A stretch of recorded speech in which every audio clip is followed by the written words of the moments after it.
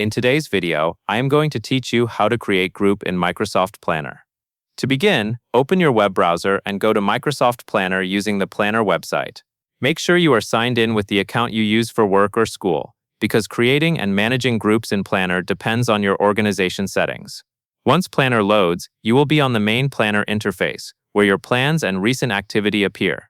Next, navigate to the plan where you want to create and organize a group. In the guide, this plan is shown as a specific plan page.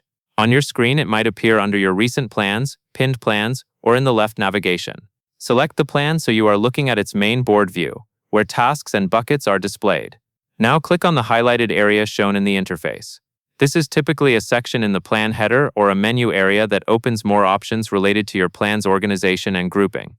If the wording on your screen is slightly different, look for the area that is visually emphasized or appears interactive when you hover your mouse over it. Clicking here should reveal additional controls. After that, select the option labeled Create Group. This is the key action that starts the process of creating a new group inside Microsoft Planner. Groups help you organize work more clearly, especially when a plan involves multiple categories, teams, or work streams. When you create a group, it becomes easier to separate tasks and keep ownership and visibility cleaner across the plan. Finally, click on the icon shown as a small symbol in the interface, which is typically used to confirm or complete the creation action. In many Microsoft tools, this kind of icon is used for creating, adding, or saving something you just set up. Once you click it, your new group should be created and available to use within the plan.